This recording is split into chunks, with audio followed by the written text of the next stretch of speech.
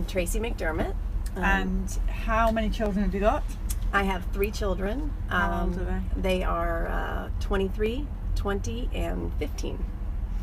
And it was my youngest son, Ty, who was vaccinated we vaccinated up till age 1. So all of your children are vaccinated to some degree? Yes. You don't have a child that's not ever been vaccinated? No. Snap. Yeah. And the interesting part about that, when Ty was vaccinated, I took him in for his 1 year, and I was a stay-at-home mom with Ty. I breastfed for a year, and he was the only one that I didn't go back to work with. And when I took him in for his 1 year visit, he was actually 13 months. We had been out of town the month before when he should have gone in, and all of my children I had brought in on time, exactly when I was told. And when I brought Ty in for his, he that night he got the varicella, the Prevnar. Prevnar is death in a needle. That was I think probably the varicella too. And they were he was supposed to get the MMR that day, and the pediatric office was out of it. And I feel really, really blessed because I can't even imagine. He remains nonverbal at 15 today, but behaviorally we have through our efforts and all of our interventions, it's like we have definitely got him to where he's not self-injurious, and but I think that would have just really sent it completely over the edge, as though nonverbal isn't, and lifelong care is certainly devastating. But so Can you describe him before he had the vaccine, this lethal cocktail of vaccines? He was just, he was my third baby. We were so easygoing. Yep, that was the top 2. Look at that big. Yeah, he was very engaged, adorable. and he was, just happy baby. And shortly after the vaccines, the bottom 2 photos there, he just had a rapid Right, decline. so this is him before the vaccines. Mhm. I'm going to show YouTube in a minute, Bells, just one sec. And this is him afterwards. The same blank stare, exactly the same look. That could be any of our children, and they all look the same after these vaccines. Bless him. Yeah, so for us, he got home that night after those vaccines at 13 months, and he immediately had a fever. My oldest son he was born in 1994. My oldest son, Ty, was born in 2002. So this was 2003, and my oldest son had always run very high fevers. So it was third kid. I had vaccinated all my other kids. I had, they had the normal thing where, give him Tylenol, which we all know now is like terrible. And so I think I probably gave Ty Tylenol before I brought him in, just because I knew we were headed down that path. And he got home from that night. It was fevers. It was like 104 fever. It was explosive diarrhea, like to the point where it like burned his skin in his diaper. It was just rancid. And we're talking about Ty now. This is Ty in 2003. And so he just had terrible for several days. He was just sicker than a dog, and I called the doctor. The shot site literally raised about a half an inch off his thigh. It had red rings started forming, and it was pussing and it was oozing on his thigh. And I called, and they're like, oh, that's normal. I'm like, should I bring him in? He still has the fever, he's got this diarrhea. Nope, all normal. Don't bring him in. They didn't even want to see him at the doctor's office. So did they say why? No, it's all normal. They said everything you're describing to us is completely a normal reaction for the vaccine. And I'm like, I said, well, I have 3 kids. I said, I don't remember this. I remember the fevers. And they're like, yeah, no, but some kids just have the swelling in the thigh and stuff.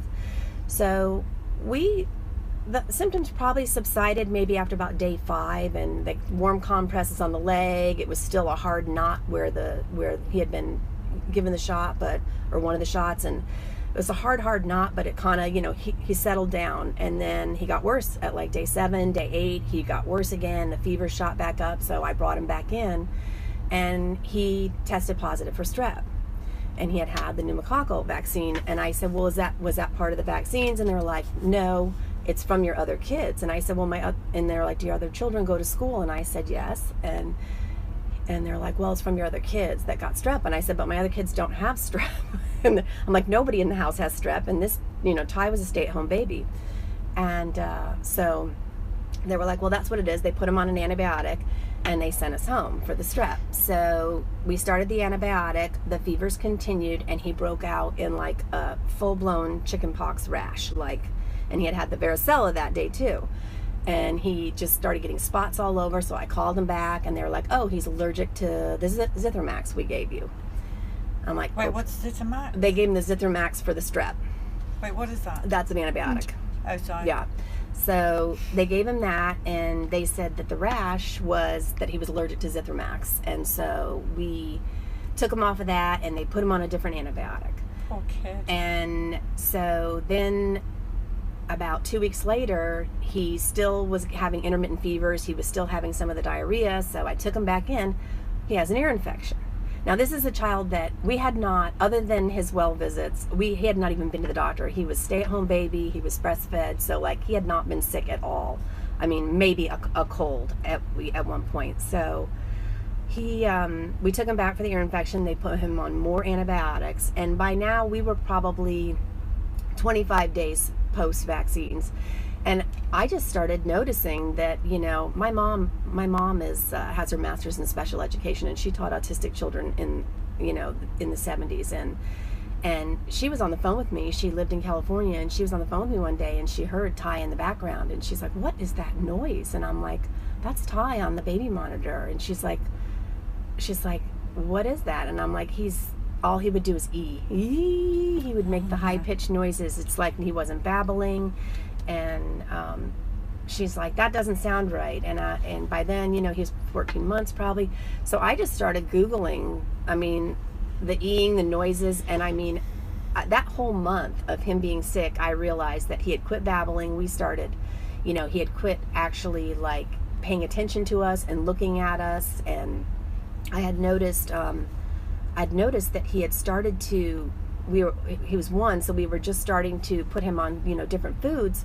And I noticed he started spitting the foods and he was choking on them. So he was literally, he had a gag reflex, and he just totally, started to completely went back to the thrusting, when you'd feed him, and we just saw massive regression. Did you know then that it was the vaccines?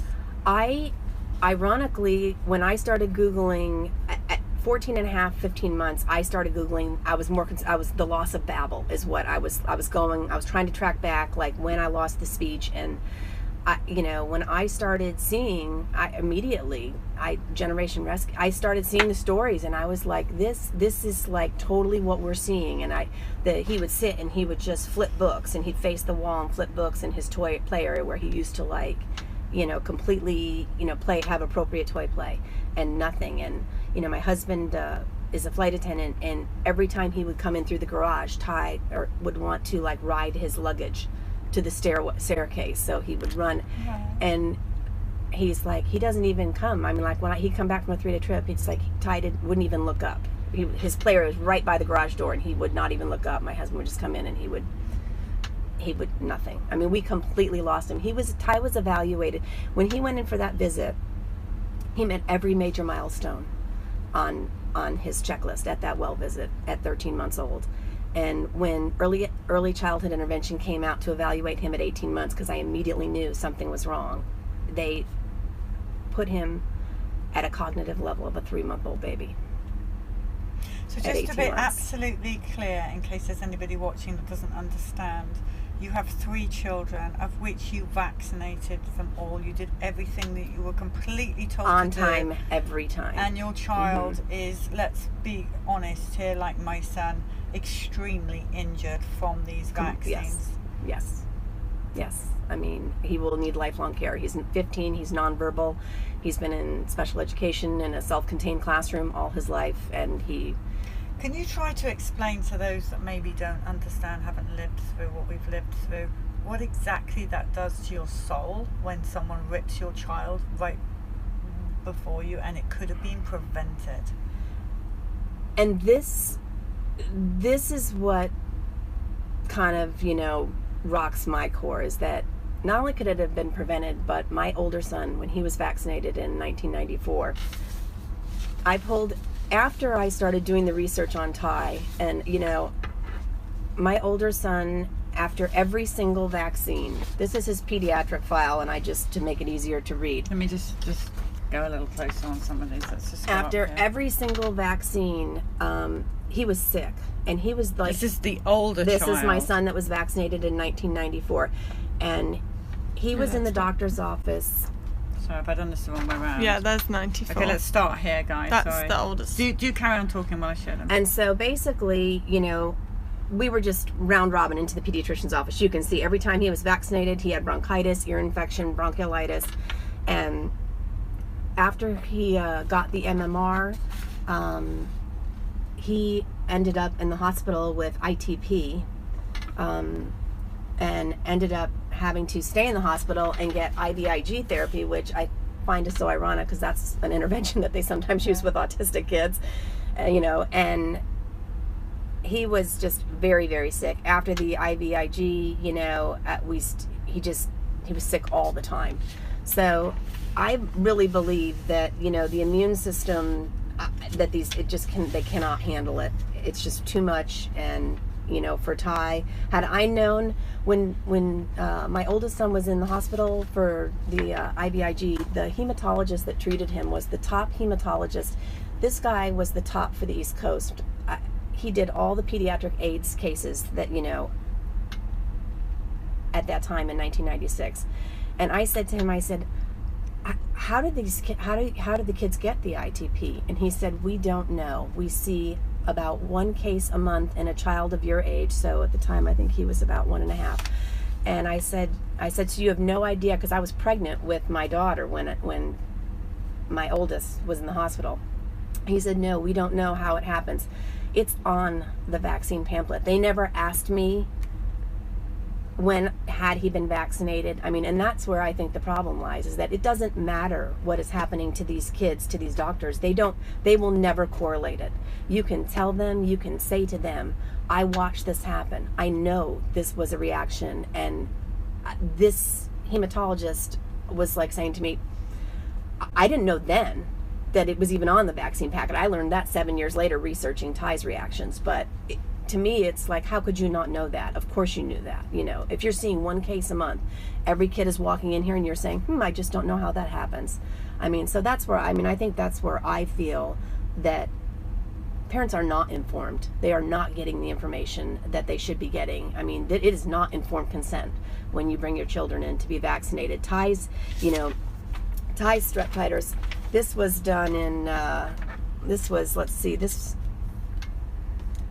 2006. So 2 years later, we had his strep titers tested. We spent years trying to get those strep titers.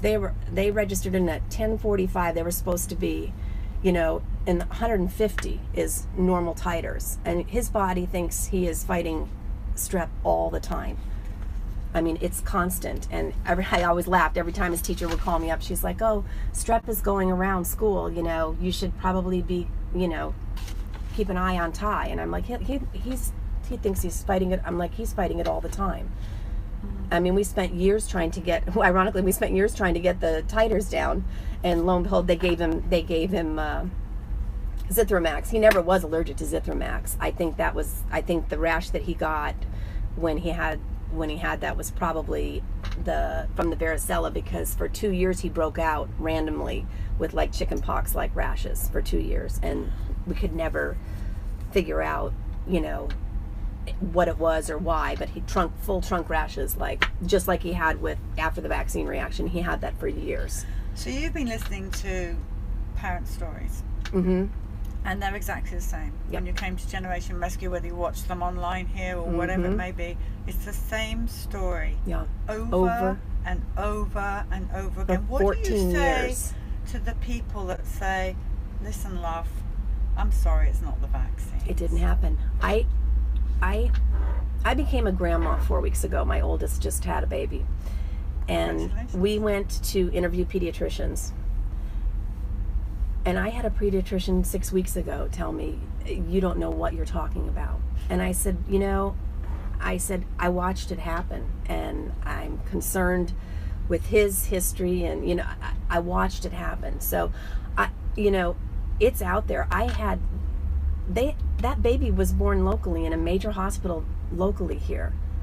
And the delivery nurse told me that the vitamin K shot was the gel they put in your eye. Really? Oh my gosh.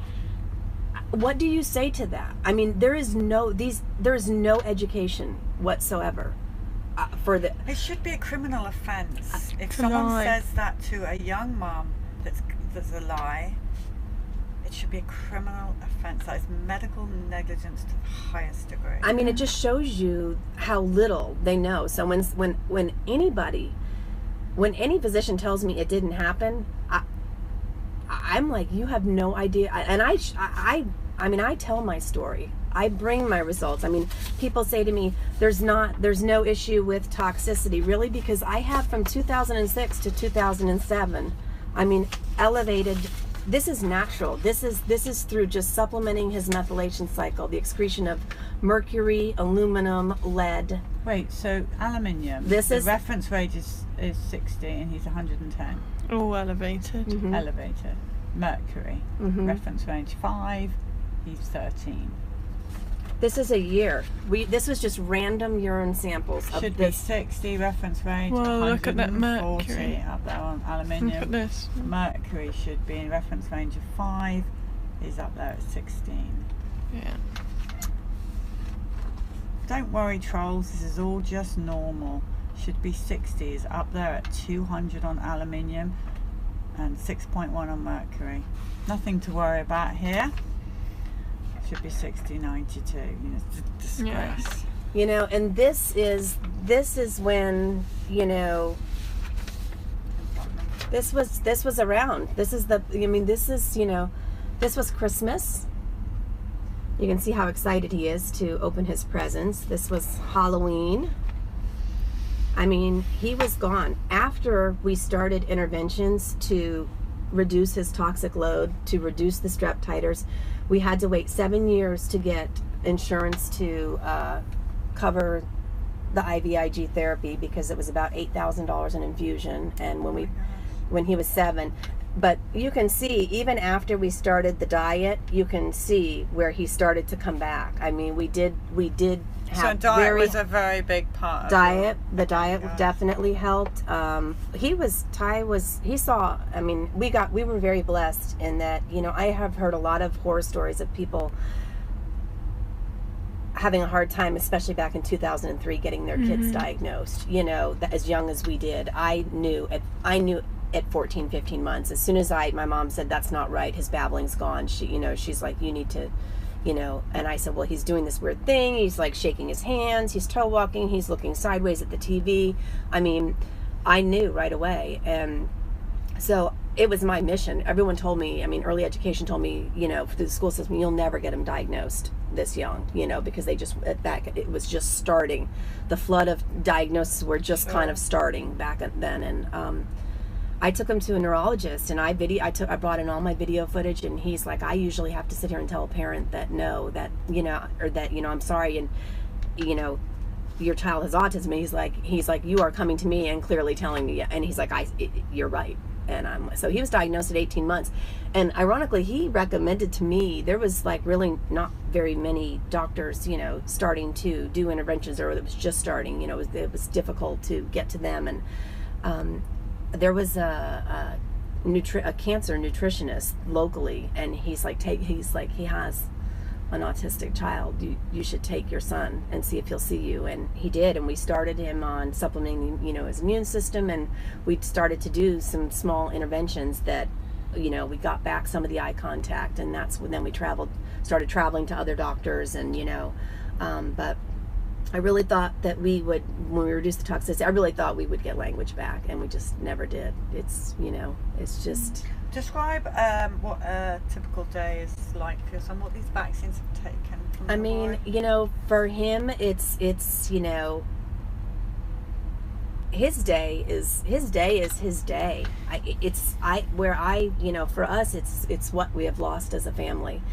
For so many years, everything was just centered around his routine. We can't, I can't even tell you how many times, my daughter, we've had to do things where one of us gets to take her, one of us gets to travel with her. We are in an airline family. We fly for free. I mean, we try to get out and about, and it's just somebody has to stay home with Ty. I mean, every time that it's a big undertaking, as you know. I mean, to get out of the house, to do anything, it's you're having to plan, and it's much easier to leave him behind, and then you have the guilt of, well, I should have him out in the community more, and but it's hard. I mean, it takes a village, and I mean, we've been very fortunate that we have a lot of family that has supported us, but I mean, I think the whole family has, we have a saying in our house, it's Ty's world, we just live in it. And that's so. I mean, to answer your question, you give up everything. I mean, everything revolves around the care of your child. What do you think it's going to take for this whole thing to break? I mean, how many more stories do people have to hear before they realize it's the same story over and over again? I don't know, because when you see any report and you see the comments, like on Facebook, on any report that you ever see, people, the mantra of that, what they regurgitate, I mean, they just regurgitate all of the lies that the media puts out there. You can't ever get an unbiased report on any major news network, and like I said, you have doctors that, are telling me that the vitamin K shot is the gel in the eye. I'm like, are you for a newborn? I think that we can only continue to do what we're doing and to keep telling the stories, but I know it makes a difference. I mean, I do know it makes a difference, but it is maddening to see how slow. I mean, when I think back that I have been doing this for 14 years, I mean... Your grandchild, girl or boy? Boy. Has he been vaccinated? No.